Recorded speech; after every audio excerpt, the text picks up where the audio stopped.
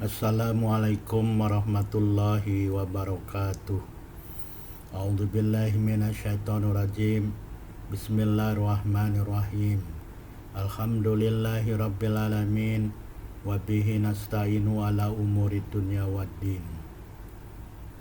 Asyhadu an la ilaha illallah wahdahu la syarikalah wa asyhadu anna Muhammadan abduhu wa rasuluh la nabiyya ba'dah.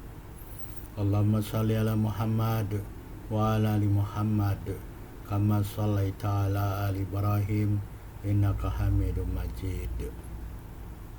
Allahumma barik ala Muhammad wa ala ali Muhammad kama barakta ala ali Ibrahim innaka Hamidum Majid.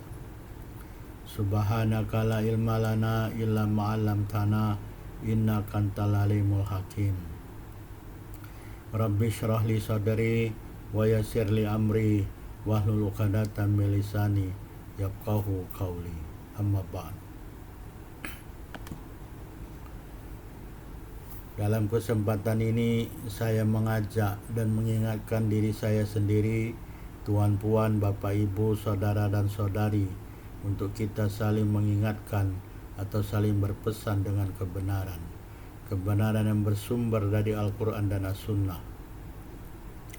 Tuan puan, bapak ibu, saudara dan saudari sekalian yang dirahmati Allah Subhanahu wa Ta'ala, kita sambung perbincangan kita mengenai fiqhus shalah, yaitu sifat salat menurut sunnah Rasulullah Sallallahu Alaihi Wasallam dan mazhab ulama. Dalam kesempatan ini kita sambung perbincangan kita mengenai mazhab ulama dalam penetapan dan peniadaan basmalah dalam surat Al-Fatihah dan surat selain Al-Fatihah. Imam An-Nawawi telah mengatakan dalam kitabnya Al-Majmu', telah diketahui bahwa sesungguhnya basmalah ditulis dengan perintah Rasulullah Sallallahu Alaihi Wasallam pada awal surat-surat Al-Quran bersama pemberitahuan Rasulullah Sallallahu Alaihi Wasallam bahwa sesungguhnya basmalah Bismillahirrahmanirrahim itu diturunkan. Perkara ini telah membuat setiap orang menyangka bahwa sesungguhnya basmalah adalah Al-Quran, merupakan dalil qat'i, dan tidak ada cara untuk meninggalkan basmalah kalau tidak ada basmalah itu Al-Quran.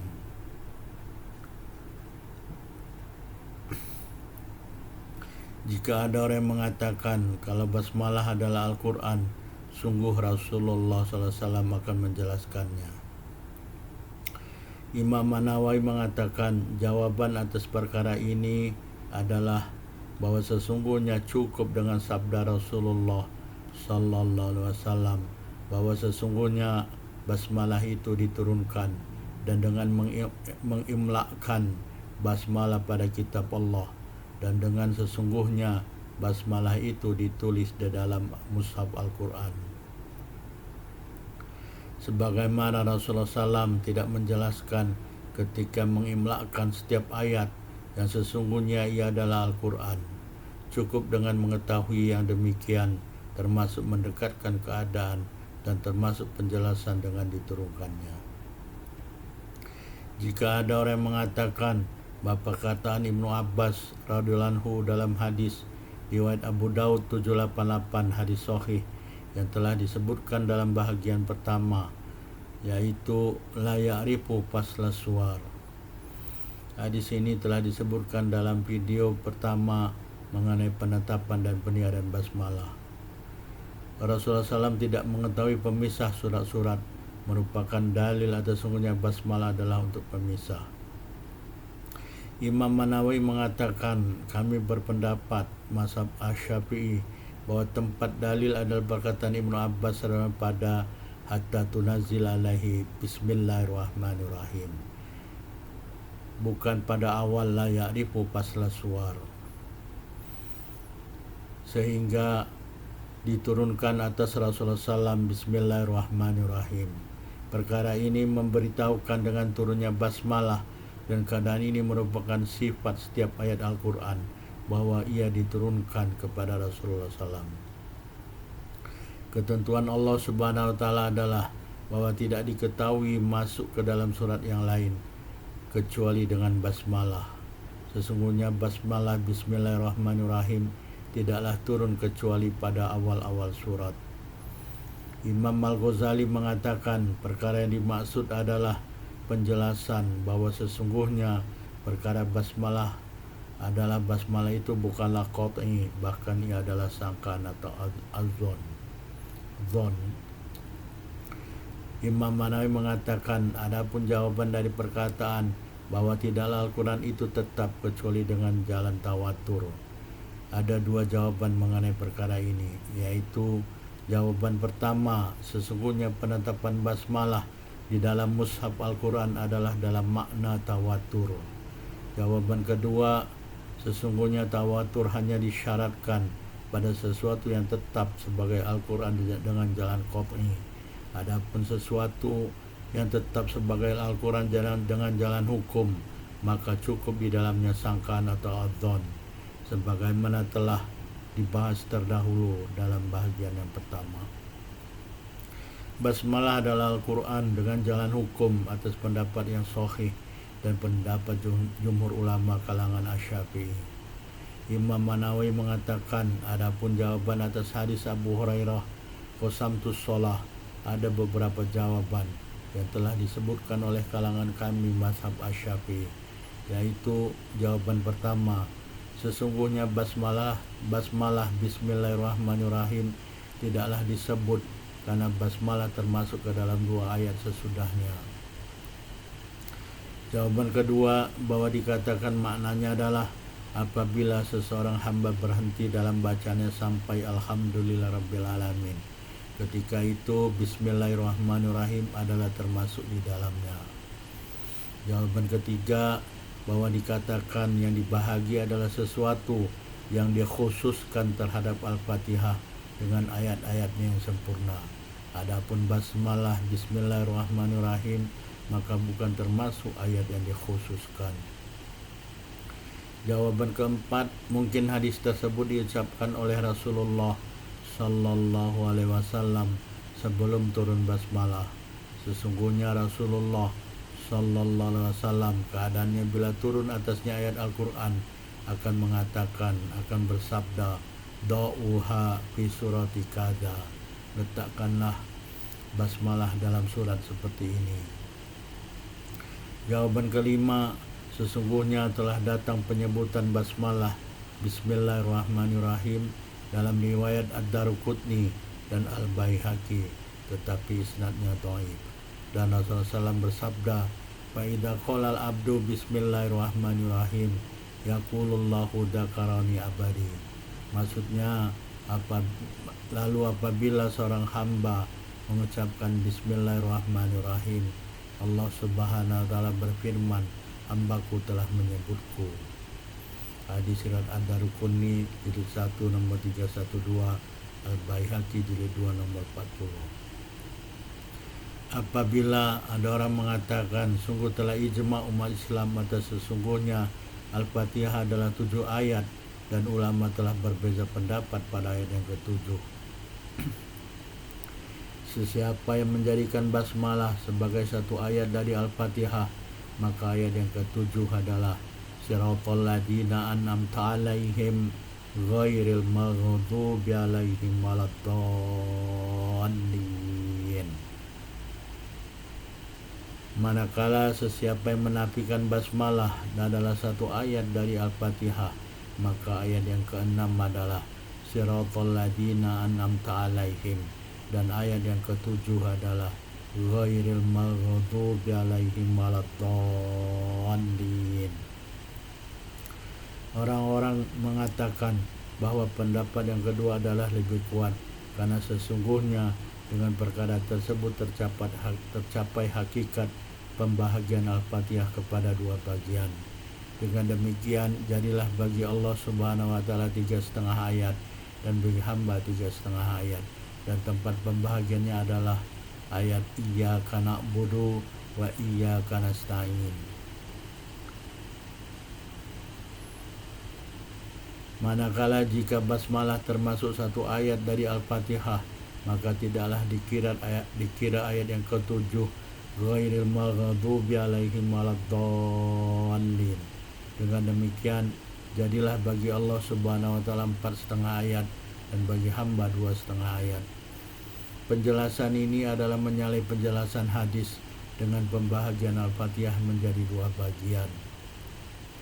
Imam Nawawi mengatakan ada beberapa jawaban untuk perkara ini, yaitu jawaban yang pertama, perkara yang dilarang adalah menginginkan hakikat pembahagian Al-Fatihah. Perkara yang dimaksud dengan bahwa sesungguhnya Al-Fatihah itu 2 bagian adalah awalnya bagi Allah Subhanahu wa taala dan akhirnya adalah bagi hambanya. Jawaban kedua, sesungguhnya yang dimaksud dengan pembahagian Al-Fatihah kepada 2 bagian adalah pujian dan doa tanpa melihat bilangan atau jumlah ayat. Jawaban ketiga, sesungguhnya Al-Fatihah bila dibahagi berdasarkan jumlah huruf dan kalimat, basmalah adalah termasuk di dalamnya. Adalah pembagian tersebut menjadi 2 bagian lebih dekat daripada pembahagian dengan basmalah ditiadakan. Mungkin perkara yang dimaksud dengan pembahagian menjadi 2 bagian adalah berdasarkan huruf-huruf Al-Quran, huruf-huruf dalam surat Al-Fatihah. Jika dikatakan bahwa perkara yang lebih kuat adalah menjadikan ayat yang ketujuh ghairil maghdubi alaihim waladdallin, karena sabda Rasulullah SAW, apabila seorang hambaku mengatakan ihdinas siratal mustaqim ila akhir surah qala fahaula ili abadi, maksudnya tunjukkanlah kami jalan sampai akhir surat, sampai surat Al-Fatihah. Allah Subhanahu berfirman, maka semua ini untuk hambaku. Lafaz haulai atau semua ini adalah menghimpun 3 ayat sekali. Menurut pendapat Asy-Syafi'i, tidak ada bagi seorang hamba kecuali 2 ayat. Imam Nawawi mengatakan jawaban untuk perkara ini adalah bahwa sesungguhnya kebanyakan perawi meriwayatkan fahadzali abadi, maka ini untuk hambaku, dan ini telah diriwayatkan oleh Muslim di dalam sahihnya. Manakala kalimat haulai telah tetap dalam Sunan Abu Dawud dan An-Nasai dengan isnad kedua-duanya sahih. Atas riwayat ini, kalimat haulai tersebut menjadi isyarat kepada sejumlah kalimat atau sejumlah huruf, atau kepada 2 ayat setengah yang dimulai dari firman Allah Subhanahu wa taala wa iyyaka nasta'in ila akhir surah, dan hanya kepada Engkau, maksudnya dan hanya kepada Engkau mohon pertolongan sampai akhir surat Al-Fatihah. Perumpamaan untuk perkara ini yang bersifat menghimpun adalah firman Allah Subhanahu wa taala dalam surat kedua, surat Al-Baqarah ayat 197, yaitu Al-Hajju Ashhurum Ma'lumat. Haji itu pada bulan-bulan yang telah diketahui. Perkara yang dimaksud dengan perkara ashhur, bulan-bulan, di sini adalah 2 bulan dan sebahagian dari bulan yang ketiga. Demikian dimutlakkan atasnya kata benda menghimpun dengan kesepakatan ulama. Namun ada perbedaan pendapat ulama apakah ia hakikat atau majaz. Hakikatnya adalah 3 bulan. Kebanyakan pendapat ulama adalah sesungguhnya ia majaz pada 2 bulan dan hakikat pada 3 bulan. Abu Muhammad Al-Muqaddisi mengatakan perkara ini semua apabila kita benar bahwa sesungguhnya pembahagian menjadi 2 bagian itu tertuju pada ayat-ayat surat Al-Fatihah, maka perkara yang demikian ini asalnya adalah dilarang. Bahwasanya pembagian 2 itu tertuju kepada solat itu sendiri sesuai dengan nas hadis qasamtus sholah, bukan kepada surat Al-Fatihah. Jika ada orang-orang mengatakan yang dimaksud dengan pembahagian 2 adalah bacaan solat, Imam Nawawi mengatakan pendapat kami adalah bahkan yang dimaksud dengan pembahagian 2 adalah pembahagian zikir dalam solat, yaitu zikir yang disyariatkan di dalam solat. Zikir itu terbagi kepada 2, yaitu pujian dan doa. Pujian itu merupakan bahagian yang tertuju kepada Allah Subhanahu wa taala, sama ada apakah pujian itu ada dalam bacaan ayat Al-Quran, dalam ruku, sujud, dan selain kedua-duanya. Manakala doa merupakan bahagian yang tertuju kepada hamba yang mengucapkan doa, sama ada apakah doa itu dalam bacaan ayat Al-Quran, dalam ruku, sujud, dan selain kedua-duanya. Tidak disyaratkan persamaan di antara pujian dan doa. Kemudian Rasulullah SAW menyebut setelah pemberitahuannya mengenai pembahagian zikir solat adalah suatu perkara yang lain, yaitu apa yang telah difirmankan oleh Allah Subhanahu wa Ta'ala ketika seorang hamba membaca ayat-ayat dalam surat Al-Fatihah yang termasuk dalam jumlah yang dibahagi. Perkara ini sesungguhnya bukan tafsir dari sebahagian yang dibagi. Jika ada yang mengatakan perkara yang lebih kuat keadaannya sebagai tafsir karena menyebutnya setelahnya, Imam An-Nawawi mengatakan, kami berpendapat tidak seperti demikian, karena sesungguhnya bacaan sholat itu tidak diringkaskan hanya di dalam Al-Fatihah, dan hadis tersebut mengandungi atas pembahagian zikir yang lebih umum dan lebih banyak faedahnya. Karena kandungan hadis ini dijadikan sebagai tafsir, maka jadilah hadis ini sebagai sandaran untuk menafikan basmalah. Sungguh telah jelas perkaranya, dan jawaban atas pendapat ini ada pada bahagian yang terdahulu. Adapun jawaban tentang hadis syafaat surat ke-67 surat Al-Mulk adalah sungguh perkara yang dimaksud adalah ayat-ayat selain basmalah, karena sesungguhnya basmalah tidak dikhususkan hanya dengan surat ini, termasuk bahwa keadaan hadis ini sebelum turunnya basmalah di dalam surat tersebut. Tatkala telah turun basmalah, maka dihubungkan basmalah kepadanya dengan dalil tertulisnya basmalah tersebut di dalam surat Al-Mulk dalam mushaf Al-Quran. Perkara yang menguatkan takwil hadis ini adalah bahwa sesungguhnya ia adalah riwayat Abu Hurairah radhiyallahu anhu. Sesiapa yang menetapkan basmalah, maka dia lebih tahu dengan takwilnya. Adapun jawaban terhadap hadis tentang wahyu yang pertama turun surat ke-96 surat Al-Alaq ayat 1-5, yaitu sesungguhnya basmalah turun setelah surat tersebut, seperti perkara yang sama untuk basmalah dari ayat-ayat yang belakangan dalam hal turunnya dari surat-surat Al-Quran. Jawaban ini adalah jawaban muktamad. Orang yang berpendapat dengannya adalah Abu Hamid, Salim Ar-Razi, dan orang selain kedua-duanya. Jawaban lain adalah sesungguhnya basmalah turun lebih awal. Telah diriwayatkan hadis mengenai perkara tersebut dari Umar radhiyallahu anhu, dari Rasulullah SAW baginda bersabda, awalu ma alqa alayya Jibril Bismillahirrahmanirrahim. Maksudnya ayat yang pertama disampaikan Jibril kepadaku adalah Bismillahirrahmanirrahim. Al-Wahidi telah menukilnya dalam kitabnya Asbabun Nuzul dari Al-Hasan dan Ikrimah, dan perkara ini tidak tetap, oleh karena itu tidak boleh berpegang kepadanya. Adapun perkataan orang-orang yang menyatakan bahwa kalau ada basmalah itu Al-Quran, maka telah kafir orang yang menyalahinya. Jawaban untuk perkara ini ada dua. Jawaban yang pertama adalah dikembalikan pernyataan tersebut kepada mereka dan dikatakan kalau tidak ada basmalah itu adalah Al-Quran, maka orang yang menetapkannya telah kafir. Jawaban yang kedua adalah bahwa kekufuran tidak ada dengan jalan sangkaan, tetapi dengan jalan qat'i, dan basmalah itu adalah sangkaan atau dzon. Adapun perkataan mereka bahwa telah ijma orang-orang yang menyatakan bahwa sungguh tidak ada basmalah itu terhitung satu ayat dari Al-Fatihah. Jawaban untuk perkara ini ada dua. Jawaban pertama adalah sesungguhnya orang yang menyatakan perkara tersebut tidaklah seluruh umat Islam yang berijma, sehingga tidak ada ijma mereka sebagai suatu hujjah. Tetapi orang yang berijma demikian ini adalah hanya sekumpulan orang, karena sesungguhnya mazhab mereka adalah yang menafikan basmalah, atau karena iktikad mereka bahwa sesungguhnya basmalah adalah sebagian ayat dari Al-Fatihah, dan sesungguhnya basmalah di awal surat adalah satu ayat.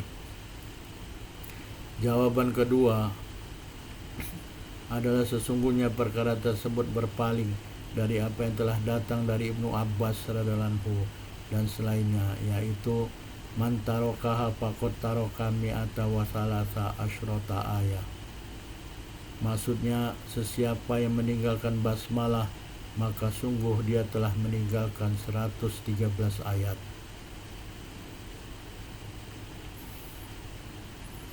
Adapun jawaban tentang penukilan orang-orang Madinah dan ijma' mereka, Imam An-Nawawi mengatakan, kami tidak dapat menerima ijma' mereka. Bahkan penduduk Madinah sendiri telah berbeza pendapat tentang perkara tersebut, sebagaimana telah terdahulu perbedaan pendapat dari sahabat Rasulullah SAW dan orang-orang setelah mereka dari penduduk Madinah dan orang-orang selain mereka. Sebagaimana kisah Muawiyah yang ketika meninggalkan bacaan basmalah dalam sholatnya, maka para sahabat Al-Muhajiru dan Al-Ansor mengingkari atasnya. Berdasarkan keadaan ini, maka ijma' ini dipertanyakan. Ibnu Abil Bar mengatakan bahwa perbedaan dalam masalah basmalah telah ada, sama ada pada waktu yang lalu maupun saat ini. Penduduk Makkah tidaklah berbeza pendapat bahwa basmalah adalah ayat pertama dari surat Al-Fatihah. Kalau telah tetap ijma' penduduk Madinah, maka dia tidak menjadi hujjah karena adanya perbezaan bagi selain mereka. Perkara ini adalah mazhab jumhur ulama. Adapun perkataan orang-orang, qala Nabi sallallahu alaihi wasallam li Ubay bin Ka'ab, kaifa taqra'u ummal Qur'an? Faqala alhamdulillahi rabbil alamin. Maksudnya, Nabi sallallahu alaihi wasallam bersabda kepada Ubay bin Ka'ab radhiyallahu anhu, bagaimana kamu membaca ummal Qur'an? Lalu beliau menjawab, alhamdulillahi rabbil alamin. Imam An-Nawawi mengatakan jawaban untuk perkara ini adalah sesungguhnya hadis ini tidak tetap, bahwasanya lafaznya dalam kitab At-Tirmidzi adalah kaifa taqra'u fis shalah wa qara'a ummal Qur'an. At-Tirmidzi 2875. Maksudnya, Rasulullah bersabda kepada Ubay bin Ka'ab, bagaimana kamu membaca dalam sholat? Lalu beliau membaca ummal Qur'an. Hadis ini tidak ada dalil di dalamnya. Di dalam Sunan Ad-Daruqutni, kebalikan dari apa yang telah disebutkan mereka, yaitu anna Nabiyya sallallahu alaihi wasallam qala li Buraidah bi Aisya'in tastaftihul Qur'an idab tatahta as-shalah qala qultu bismillahirrahmanirrahim. Hadis Ad-Daruqutni jilid 1 nomor 310, Al-Baihaqi jilid 10 nomor 62. Maksudnya, sesungguhnya Nabi SAW bersabda kepada Buraidah radhiyallahu anhu, dengan sesuatu apa engkau memulai bacaan Al-Quran apabila kamu memulai sholat? Beliau mengatakan, aku membaca Bismillahirrahmanirrahim. Telah diriwayatkan dari Ali radhiyallahu anhu dan Jabir radhiyallahu anhu dari Nabi SAW hadis yang semakna dengan hadis yang telah disebutkan barusan. Hadis Ali diriwayatkan oleh Ad-Daruqutni jilid 1 nomor 302. Tuan-puan, Bapak Ibu, saudara dan saudari sekalian yang dirahmati Allah Subhanahu wa taala, kita telah sampai di akhir tausiah atau mudzakarah pada kesempatan ini. Demikianlah apa yang boleh saya sampaikan mengenai mazhab ulama tentang penetapan dan peniadaan basmalah dalam Al-Fatihah dan selain Al-Fatihah. Mazhab kami Asy-Syafi'i berpendapat bahwa basmalah adalah satu ayat Al-Quran di awal Al-Fatihah tanpa ada perbedaan pendapat ulama Asy-Syafi'i. Demikian juga basmalah adalah satu ayat Al-Quran yang sempurna dari awal setiap surat Al-Quran kecuali surat At-Taubah. Ini atas pendapat sahih dari mazhab Asy-Syafi'i. Terima kasih telah menonton video ini. Fastabiqul khairat, berlomba-lombalah dan bersegeralah dalam berbuat kebaikan. Subhanakallahumma wa bihamdika asyhadu an la ilaha illa anta wa astaghfiruka wa atubu ilaik. Wabillahi taufiq wal hidayah. Wassalamualaikum warahmatullahi wabarakatuh.